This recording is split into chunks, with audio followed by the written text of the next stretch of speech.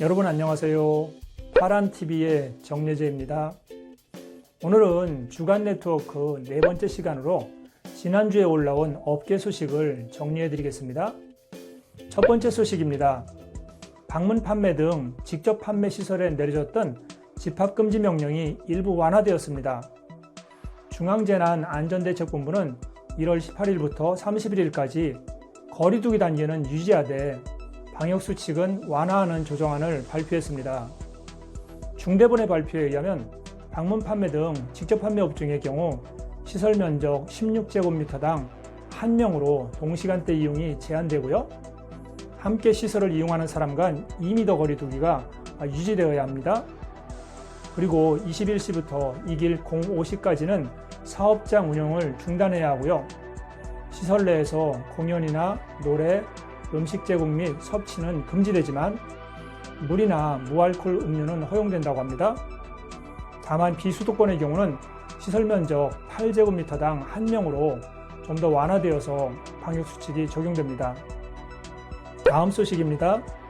한국건강기능식품협회가 240개 회원사의 마케팅 담당자를 대상으로 설문조사한 결과를 발표하였습니다.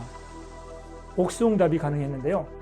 응답자 중 74.2%가 올해 프로바이오틱스의 인기가 가장 높을 것으로 예상했다고 합니다. 프로바이오틱스는 지난해에도 홍삼에 이어 시장 규모 2위를 기록했다고 합니다.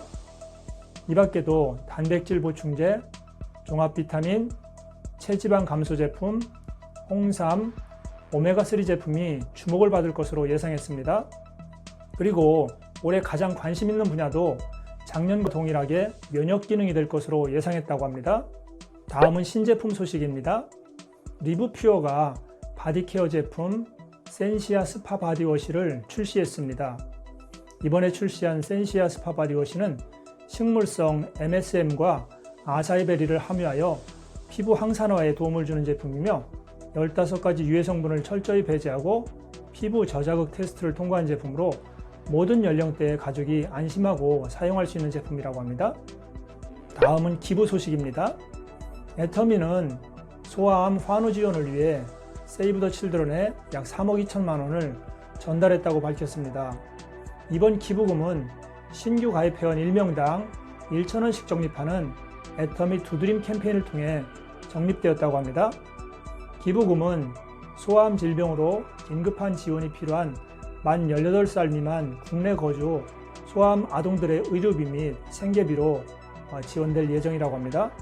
그리고 뉴스킨은 수포성 표피박리증 환우 및 가족들을 위해 자사 스킨케어 브랜드 뉴스킨과 건강기능식품 브랜드 파마넥스 제품들로 구성된 선물 박스를 전달했다고 밝혔습니다.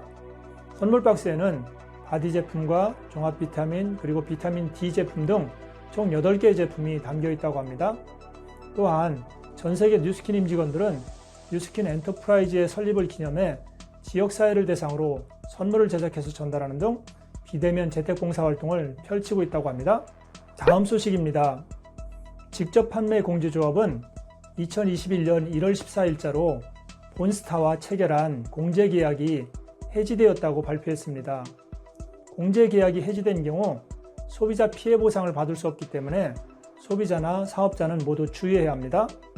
그리고 동조합은 월메이드 코엔이 2021년 1월 11일자로 상호를 비아블로 변경하였다고 공지하였습니다. 월메이드 코엔은 2018년에 다단계 판매업체로 등록한 화장품을 판매하는 회사로 2019년 연매출은 12억 원 정도입니다. 한편 한국특수판매공제조합은 다단계 판매업체 인큐텐이 동조합과 공제계약을 체결하였다고 발표하였습니다. 그리고 앱슬리가 청약 철회에 따른 환불 미이행으로 2021년 1월 18일자로 시정명령을 받았다고 공지하였습니다. 앱슬리는 광주광역시에 주소를 두고 있는 화장품 판매업체로 지난해 1월 다단계 판매업체로 등록한 회사입니다. 등록 당시 명칭은 JK 글로비스였으나 지난해 3월 명칭을 앱슬리로 변경하였습니다. 또한 동조합은 더워커스가 조합이 내린 시정명령을 이행하였다고 공지하였습니다.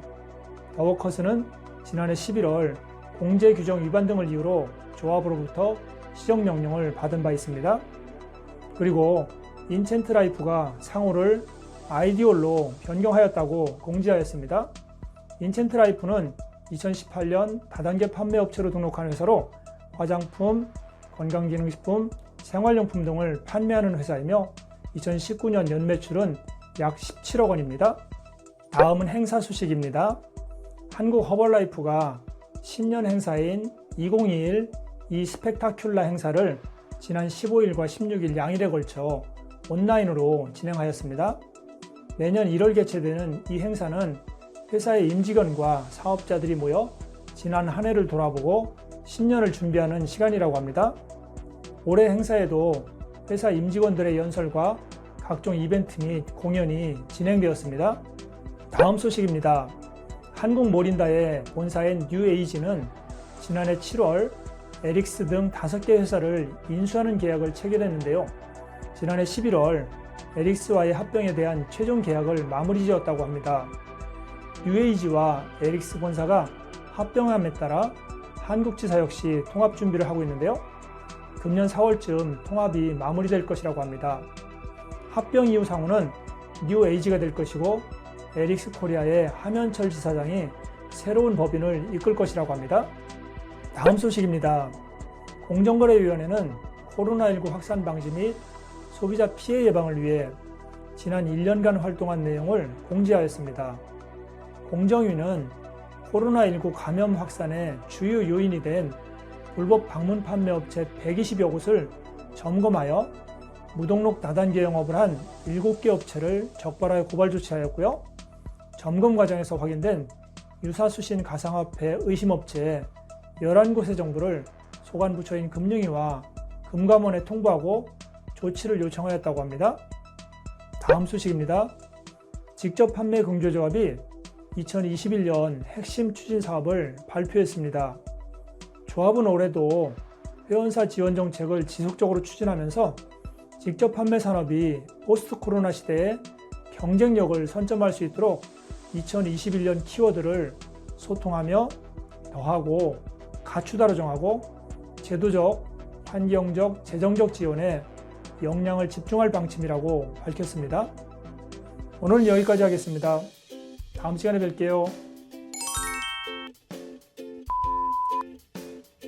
또 하라고 구독과 좋아요, 알림, 댓글 됐습니까? 여러분 부탁드립니다.